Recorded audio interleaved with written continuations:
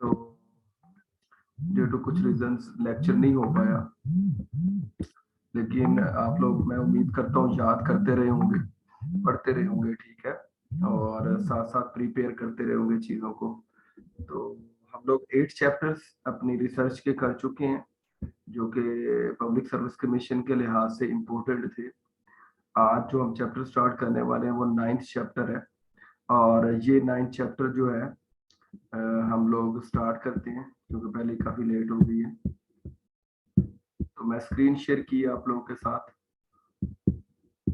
जी। आप लोग को स्क्रीन नजर आ रही है? जी सर। इजी सा चैप्टर है, थॉरोली तो इसको हम लोग डिस्कस नहीं कर सकते, नहीं करने की जरूरत है। लेकिन ये कि इस चैप्टर जो है इसमें हम लोग देखेंगे कि इंटरव्यू कितनी टाइप का होता है, इसके एडवांटेजेस क्या हैं, डिसएडवांटेजेस क्या हैं, ठीक है। मेरा थोड़ा गला बैठा हुआ है ड्यू टू मैं एनुअल स्पोर्ट्स करवा रहा था, ठीक है, तो आप लोग बर्दाश्त कीजिएगा। तो इंटरव्यूज, और इसको हम लोग देखते हैं जी, इंटरव्यू की टाइप कितनी होती है। सम टाइम अगर पेपर में सवाल आना हुआ तो यहाँ से आ सकता है कि इंटरव्यू टाइप कौन कौन सी होती है, ठीक है। तो 3 किस्म की इंटरव्यू की टाइप होती हैं। द नंबर 1 इज स्ट्रक्चर्ड, ठीक है।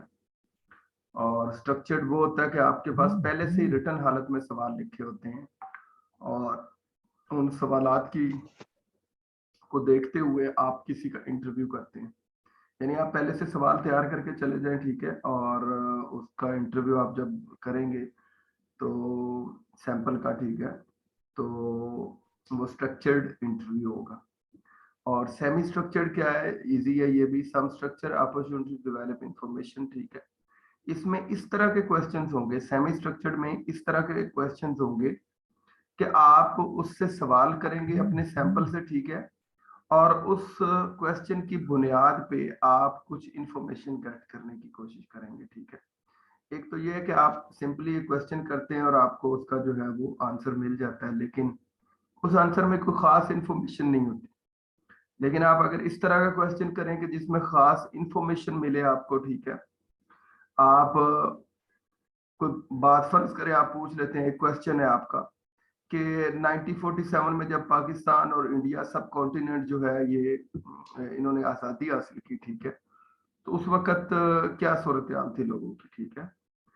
तो अब ये एक ऐसा सवाल है कि इसमें आपको बहुत सी इंफॉर्मेशन में मिलेगी, ठीक है।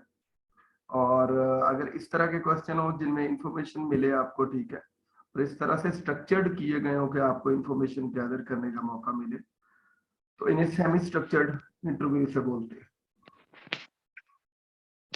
आगे है जी अनस्ट्रक्चर्ड। अनस्ट्रक्चर्ड जो है इसका कोई फॉर्मेट नहीं होता, आप किसी का किसी भी टाइम बगैर प्लान किए इंटरव्यू ले सकते हैं, ठीक है। और इसमें कोई रिटर्न चीज पहले से नहीं होती, ठीक है, कोई स्ट्रक्चर नहीं होता इसका, ठीक है। तो आप किसी का इंटरव्यू इसको मतलब बगैर प्लानिंग के लेते हैं तो वो अनस्ट्रक्चर्ड इंटरव्यू होगा, ठीक है। मसलन आप किसी से मिलते हैं, ठीक है, वक्ती तौर पे, ठीक है, और आप उससे कुछ मालूमात ले लेते हैं, ठीक है। आपके माइंड में जो क्वेश्चंस होते हैं वो अगर आप अपने सॉर्ट आउट कर लेते हैं, ठीक है। आप किसी से मिले, आपका प्लान नहीं था मिलने का, जो ही मिले आपने कहा चलें जी इससे मैं कुछ क्वेश्चंस ले लूं, ठीक है। तो इस तरह के इंटरव्यू जो है वो अनस्ट्रक्चर्ड इंटरव्यू होते हैं। और इंटरव्यू जो है कब कब ज्यादा मुनासिब रहता है डाटा कलेक्शन के लिए, ठीक है। डाटा कलेक्शन के लिए जो इंटरव्यू है, ये आप लोग को पता होना चाहिए कि ये हम डाटा कलेक्शन टूल है इंटरव्यू, ठीक है, उसको पढ़ रहे हैं। तो in depth qualitative information is required, ठीक है। आपको क्वालिटेटिव इंफॉर्मेशन जो है वो उसकी जरूरत होती है। तो इस वजह से हम लोग जो है वो इंफॉर्मेशन रिक्वायर। लो सैंपल साइज, जो सैंपल साइज है वो थोड़ा जो है वो छोटा, फर्ज करें ये कब मुनासिब है, आपके पास जो है वो सैंपल है 500 लोगों का। अब 500 लोगों का आप इंटरव्यू करने जाएंगे तो आप खुद तो गए काम से, बड़ा लंबा हो जाएगा, ड्यूरेशन बढ़ जाएगा, आपकी रिसर्च टाइम पे पूरी नहीं हो सकेगी, ठीक है, लिमिटेशन से बाहर निकल जाएगा, ठीक है। तो जब भी आप इंटरव्यू लेंगे, ये तब लेंगे जब आपका सैंपल साइज छोटा होगा, थोड़ा सैंपल साइज होगा, ठीक है। तो तब इंटरव्यू बतौर डाटा कलेक्शन टूल जो है वो यूज हो सकता है, ठीक है। वेरिएबल इंफॉर्मेशन के लिए, ठीक है, आप इंटरव्यू तब भी लेते हैं जब दो पार्टीज का मौकफ लेना हो, ठीक है। वेरिएबल यानी कि आपको पता है कि इंडिपेंडेंट डिपेंडेंट वेरिएबल, ठीक है। तो जब आपने दो लोगों का जो है वो लोगों से इंफॉर्मेशन गैदर करनी हो, फिर भी आप ले सकते हैं। रिसर्च इज एक्सप्लोरेटरी, ठीक है। और जब एक्सप्लोरेटरी रिसर्च हो,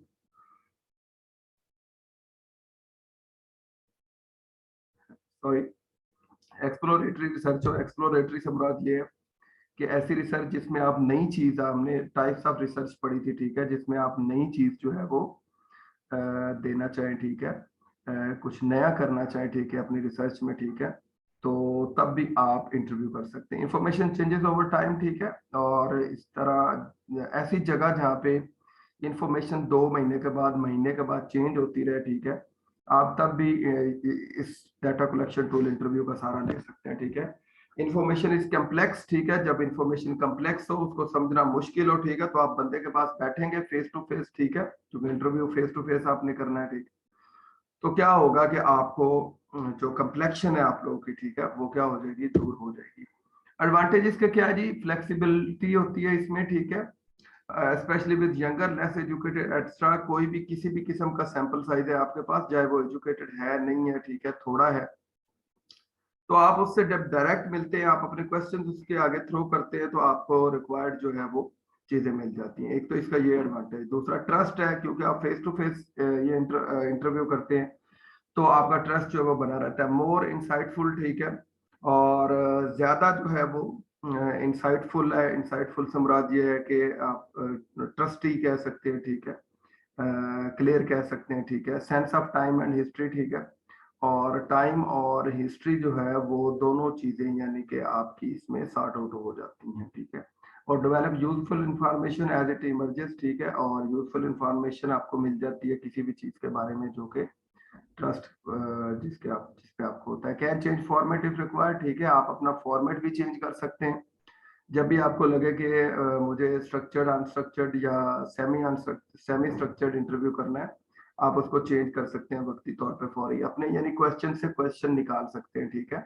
तो ये एडवांटेज। डिसएडवांटेज इसका क्या है कि टाइम, स्पेशली ट्रैवलिंग, अगर आपको कहीं ट्रैवल करने जाना है, एक शहर से दूसरे शहर आपको जाना है, ठीक है, तो फिर भी आप एक मसला हो सकता है इंटरव्यू, क्योंकि आपको फेस टू फेस ये करना है। कॉस्ट कॉस्ट बढ़ जाएगी, जरी बात है। ट्रैवलिंग कॉस्ट बढ़ेगी, आपकी खाने की कॉस्ट बढ़ेगी, आपकी होटलिंग की कॉस्ट बढ़ेगी। आपने जहाँ भी दूर जाना है इंटरव्यू करने, आपको ये मसाइल आएंगे, यानी आपको फाइनेंशियली जो है वो इशू होगा। लैक ऑफ एनोनिमिटी, ठीक है। और आप जहाँ भी जा रहे हैं तो आपको क्लियरिटी नहीं होगी कि कौन बंदा किस तरह का है, ठीक है, इस तरह का भी मसला हो सकता है। ट्रांसक्रिप्शन टाइम 1 आवर इंटरव्यू में इन्वॉल्व 5 आवर्स टाइपिंग, ठीक है। इसमें ये भी मसला होता है कि 1 घंटे का इंटरव्यू है और इंटरव्यू आप नोट कर रहे हैं, ठीक है, तो बहुत ज्यादा टाइम आपका इस पे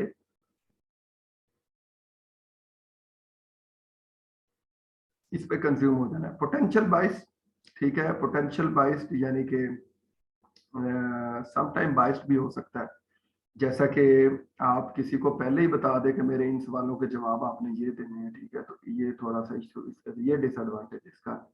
इंफॉर्मेंट may try to please interviewer, ठीक है।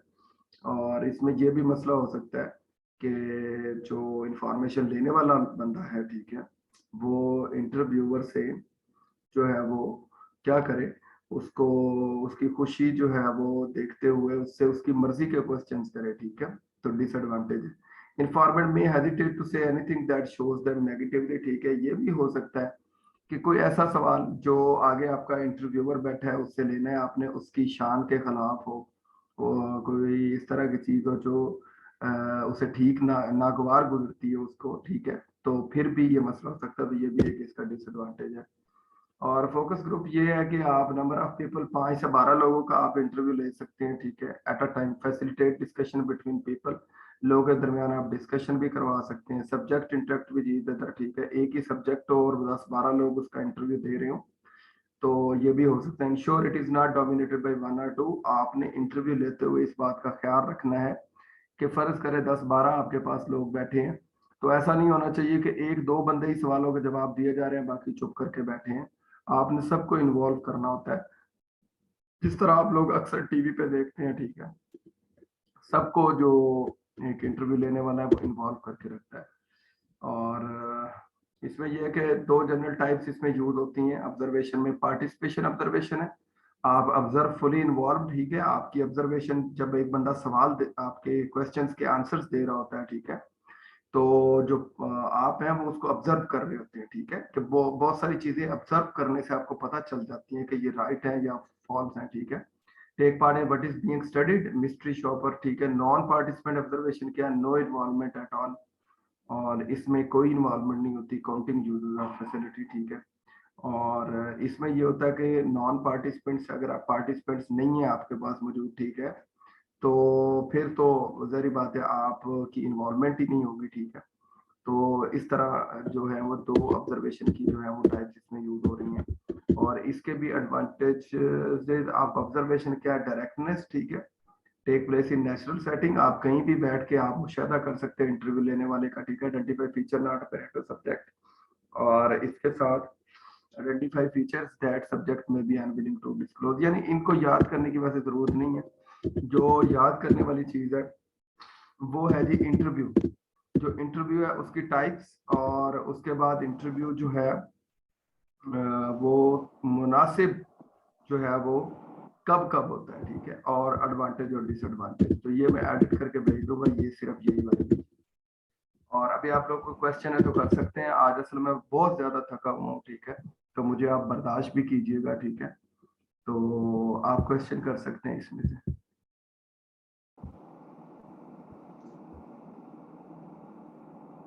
सर और पढ़ना है? जी एक चैप्टर और है, उसको थोड़ा सा डिस्कस करना है हमने, हाँ सूरत। सर वो पढ़ा दे, ये सही है। अच्छा, अब मैंने इसको समराइज कर देता हूँ। समराइज कर देता हूँ कि इंटरव्यू जो है इसकी टाइप्स, और ये कब कब मुनासिब होता है, और इसके एडवांटेज डिसएडवांटेज, सिर्फ आप लोगों ने ये करना है, और कोई चीज करने की, किसी चीज में लंबा चौड़ा पढ़ने की जरूरत बिल्कुल भी नहीं है।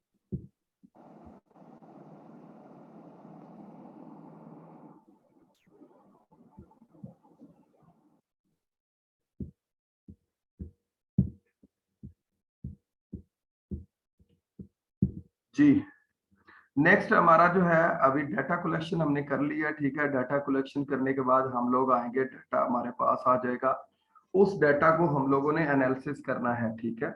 उस डाटा को एनालिसिस जब हम करेंगे तो क्वांटिटेटिव डाटा,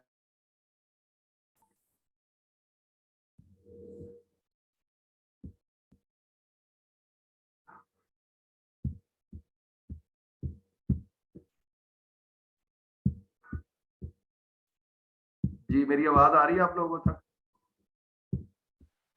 जी सर। ये पता नहीं किसी वजह से दोबारा से वो डिस्कनेक्ट होकर कनेक्ट हुआ है, ठीक है जी। तो हम लोग डाटा कलेक्शन टूल्स हमने पढ़ लिए हैं, ठीक है। डाटा कलेक्शन टूल्स पढ़ने के बाद हम लोग आए जी क्वांटिटेटिव डाटा एनालिसिस, यानी आपने जो क्वांटिटीज यानी 1 2 3 4 की शक्ल में डाटा होगा, ठीक है, तो आपने उस डाटा को किस तरह एनालाइज करना है कि वो हमारा जो रिसर्च है उसके मुताबिक, या हमारे जो आउटकम्स आने हैं रिसर्च करने के बाद, वो आउटकम्स हमारे पूरे हो रहे हैं या नहीं हो रहे, ठीक है। तो इसमें हम लोग देखते हैं जी कि कौन सी चीजें जो है वो स्टैटिस्टिकली जो है वो, या स्टैटिस्टिकल टूल्स कौन से यूज होंगे जो हमारे डाटा को एनालाइज करेंगे। तो वो सेम है, आप लोगों को सबको पता है, ठीक है, उनको आप लोगों ने याद रखना है। तो वो है जी, analyse should always have a purpose, ठीक है। जो भी एनालाइज करेगा, यानी आपने डाटा कलेक्ट तो कर लिया, ठीक है, अब जो उसको करेगा जहरी बात है, तो उसका कोई ना कोई पर्पज होगा। वो डाटा कैसा होगा, अब फर्ज करे 2 15 20 40 50 60 20 हजार 5 हजार, ठीक है, इसमें हमारे पास डाटा है। जब इसमें हमारे पास डाटा है तो डाटा बोलना चाहिए, डाटा बताए कि मैं क्यों हूं, किस लिए हूं, ठीक है, और किन किन चीजों की वजह से जो है वो मैं आपके पास हूं, ठीक है। तो डाटा यानी डिस्क्राइब, डाटा ऐसा होना चाहिए जिसकी डिस्क्रिप्शन हो सके कि डाटा जो है वो क्या कह रहा है हमें, ठीक है। कंपेयर, तो डाटा जो है वो हम कंपेयर भी कर सके, ठीक है। कि किसी भी रिसर्चर के काम के साथ हम कंपेयर कर सके कि ये जो डाटा है इसने हमारे ऑब्जेक्टिव्स कंप्लीट किए हैं या नहीं किए, रिलायबल कितना है, ये सारी चीजें हम लोग देख सकते। एग्जामिन सिमिलरिटीज, और डाटा में हम लोग ये भी देख सके कि कितना सिमिलर है सारी चीजें, ठीक है। और एग्जामिन डिफरेंसेस, और ये भी हम लोग देखें डाटा हमारा इस तरह का होना चाहिए जब हम एनालिसिस करें कि वो हमें फर्क भी बताए कि कितना फर्क चीजों में आ रहा है, ठीक है, कितना फर्क वेरिएबल्स में आ रहा है, इंडिपेंडेंट और डिपेंडेंट वेरिएबल जो है उसका फर्क कितना आ रहा है, ठीक है, वो एक दूसरे से कितना वेरी करते हैं, कितना दूर जा रहे हैं या कितना सिमिलर है, ये सारी चीजें जो है वो क्वांटिटेटिव एनालिसिस में आती हैं। तो इन एनालिसिस को करने के लिए तीन हमारे पास चीजें हैं, ठीक है। तो इसको बोलते हैं डिस्क्रिप्टिव स्टैटिस्टिक्स, ठीक है। इसको हम लोग देखते हैं समराइज एंड ऑर्गेनाइज डाटा। इनका काम होता है समराइज करना पूरे डाटा को और ऑर्गेनाइज करना, ठीक है। और मेजर ऑफ सेंट्रल टेंडेंसी। अब हम लोग देखते हैं कि सेंट्रल टेंडेंसी क्या चीज है। सेंट्रल टेंडेंसी ऐसी चीज है कि जो आपका रिसर्च वर्क जो है वो आपने एक सेंटर जो है वो मुकर्रर किया हुआ कि इस सेंटर पे जो है वो जाके हमारी जो रिसर्च है वो कंप्लीट 100% ठीक होगी।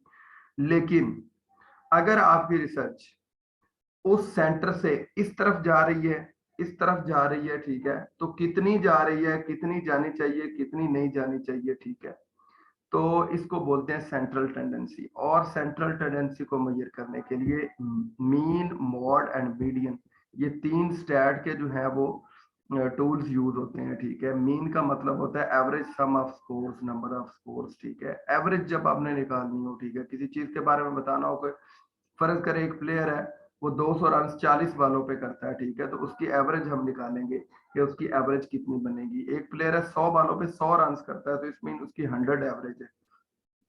हर बाल पे उसने 1 रन लिया है, तो 1% एवरेज, 2%, 3, 4, 5, 100% है। और तीसरा हमारे पास है मॉड।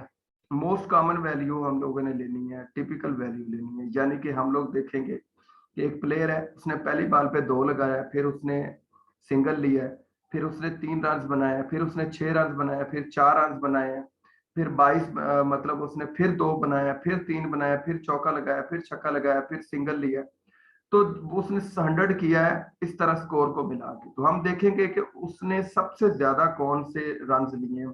फर्ज करें उसने ज्यादा स्कोर बनाया है चौकों से, ठीक है, यानी उसके पास ज्यादा चौके हैं, ठीक है, या उसके पास सिंगल ज्यादा है, ठीक है, या उसके पास डबल ज्यादा है, ठीक है। तो हम लोग देखेंगे कि सबसे ज्यादा दफा आने वाली जो वैल्यू है, ठीक है, उसको हम मोड कहते हैं। समझ आ रही है किसी भी क्वालिटेटिव डाटा एनालिसिस में, ठीक है, क्वांटिटेटिव डाटा एनालिसिस में मीडियन। मीडियन क्या होगा, मिडल वैल्यू होगी, ठीक है।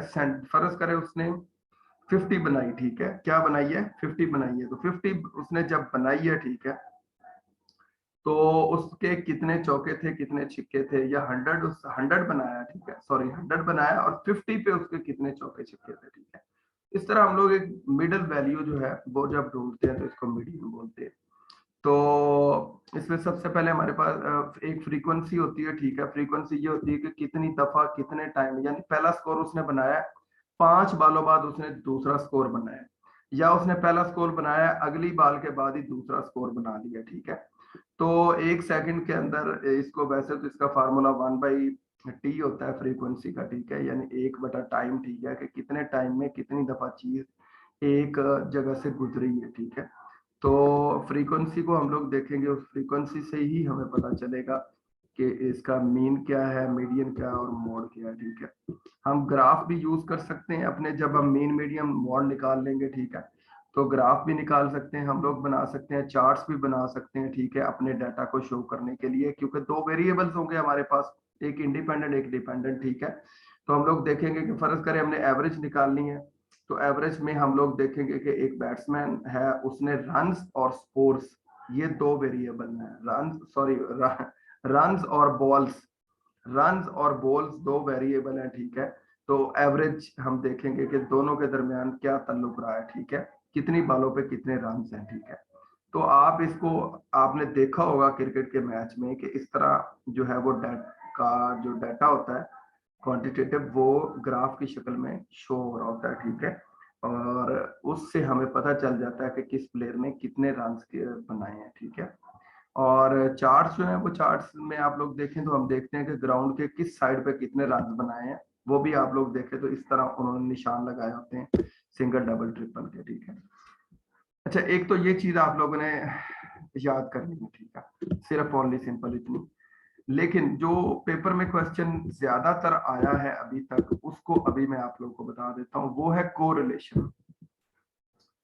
कोरिलेशन जो है ये क्या चीज है, पहले तो मैं आप लोगों को बता दूं कि पेपर में जब भी सवाल आया है, जब भी अभी तक पीपीएससी में क्वेश्चन आया है, तो आया है कि जी कोरिलेशन का स्कोर की रेंज के कहाँ कहाँ होती है। मेरे खुद के जो 2017 का पेपर था उसमें भी ये आया हुआ था कि कोरिलेशन जो है उसका जो स्कोर होता है उसकी रेंज क्या क्या होती है। तो पहले तो आप चाहे रट्टा लगाएं, चाहे अपने दिमाग में बिठाएं, चाहे जो मर्जी करें, ये आप लोगों ने याद रखना है कि कोरिलेशन जो है उसकी रेंज या उसकी जो वैल्यू होती है 1 और -1 के दरमियान में होती है।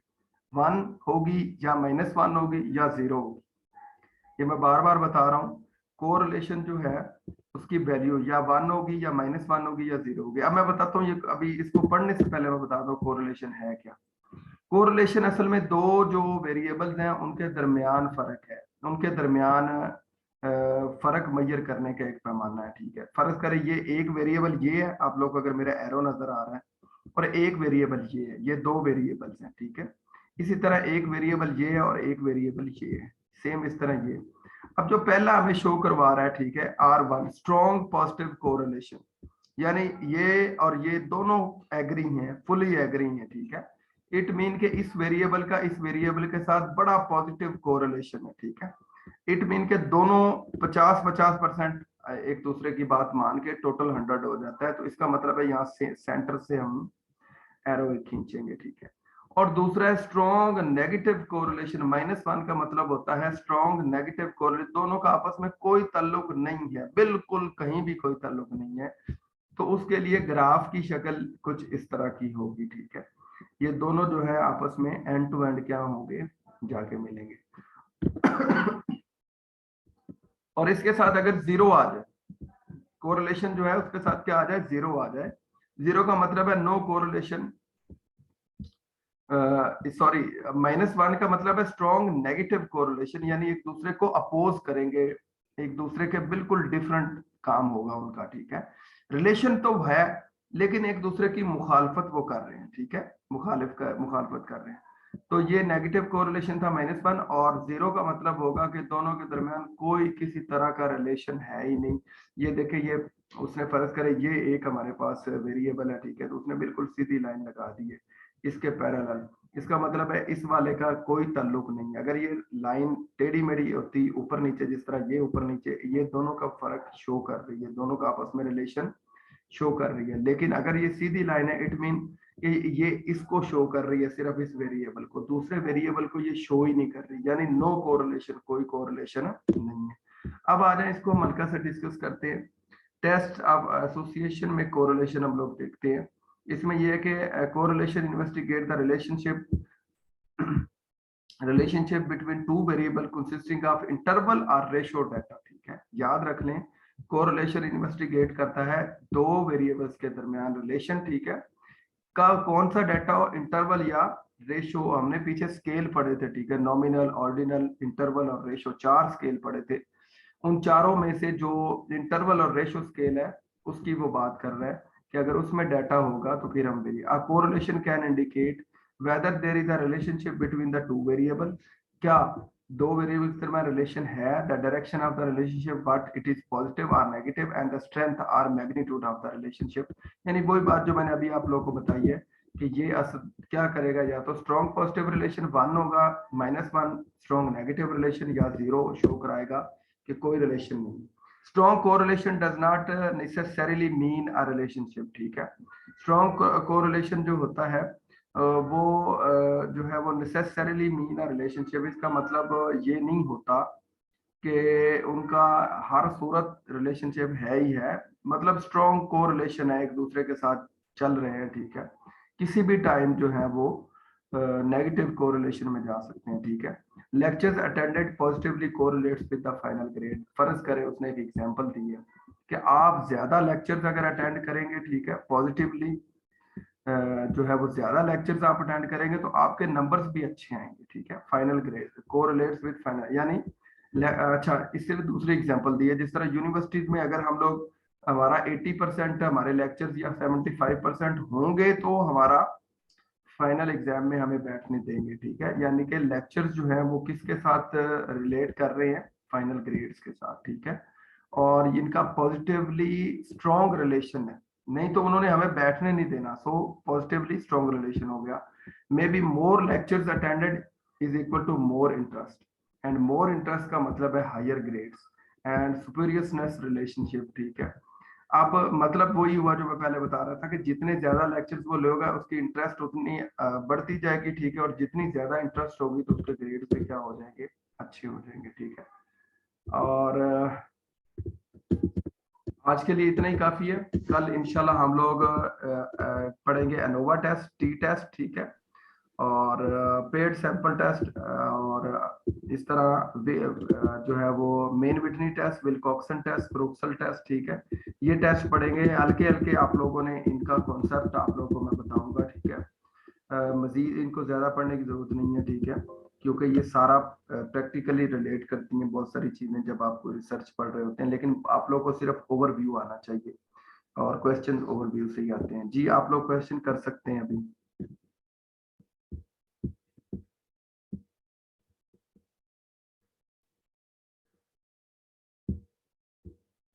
जी आप क्वेश्चन कर सकते हैं।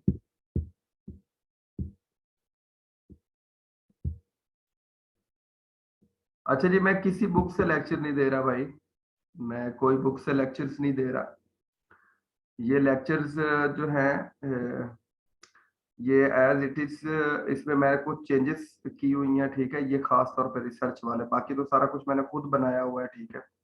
सारा कुछ मैंने खुद डिजाइन किया, जितना कुछ आप लोगों को पढ़ाया है। लेकिन कोई भी चीज आउट ऑफ द सिलेबस नहीं है, सारी चीजें जो है वो सिलेबस के अंदर से हैं, जो हमारा सिलेबस है मास्टर्स लेवल का, ठीक है।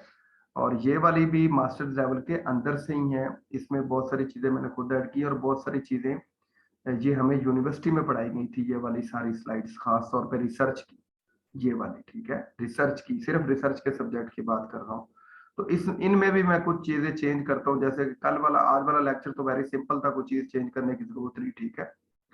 और जो कल का लेक्चर होगा उसमें मैं बहुत सारी चीजें ऐड करके लाऊंगा, ताकि आप लोग को बेहतर समझ आ सके, आपका कॉन्सेप्ट बेहतर हो सके। जी हाँ जी, रिसर्च ही चल रही है जी, अभी तक रिसर्च ही चल रही है। और रिसर्च जो है अभी, इसका कल भी एक सेशन होना है, ठीक है। कल उम्मीद है रिसर्च हमारी खत्म हो जाएगी। जी कोई क्वेश्चन है तो आप लोग कर सकते हैं। आज वैसे बहुत कम बच्चे क्लास ले रहे हैं, ये नहीं मुझे पता किस वजह से कम बच्चे क्लास ले रहे हैं। और मिर्जा साहब ने मेरे ख्याल में ग्रुप वगैरह भी चेंज किए हैं आप लोगों के, ठीक है। तो शायद इस वजह से कम बच्चे क्लास ले रहे हैं, मैं उनसे बात करूंगा। बहरहाल रिकॉर्डेड लेक्चर आप लोगों के ग्रुप में आ जाएंगे। जी ठीक है, नो क्वेश्चन, आप लोग तैयारी करें, ठीक है। इससे रिलेटेड जितने क्वेश्चन आप लोगों की बुक्स के अंदर है एमसीक्यूज की शक्ल में, उनको तैयार करें, ठीक है। और अपना ख्याल रखें इंशाल्लाह। कल से आज थकावट उतर जाएगी इंशाल्लाह, तो कल से इंशाल्लाह विद फुल पेस और फुल पैशन के साथ इंशाल्लाह हम लोग मजीद अपना जो सिलेबस है उसको कवर करने की कोशिश करेंगे। ये हमारा लास्ट वीक होगा आप लोगों के साथ, फिर इंशाल्लाह टेस्ट शुरू हो जाएंगे। यकम दो से में भी आपके टेस्ट 10-12 हमने टेस्ट लेने हैं, वो स्टार्ट हो जाएंगे, ठीक है। इस वीक से मैंने उम्मीद है कि खत्म कर दूंगा हमारा जो एक आध बुक और रहती है। तो अपना ख्याल रखिएगा और तैयारी करते रहिएगा, दुआ में भी याद रखिएगा। अल्लाह हाफिज। अल्लाह।